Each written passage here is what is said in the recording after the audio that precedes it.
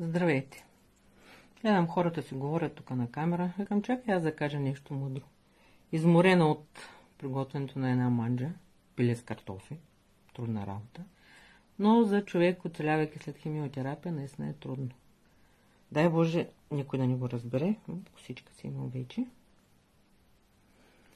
Ръцете тръпнат, краката не държат, главата се люшка. Нещо като караджата е работата, ама това е положението. Борим се да излезем за 6-ти път от дупката. Последен.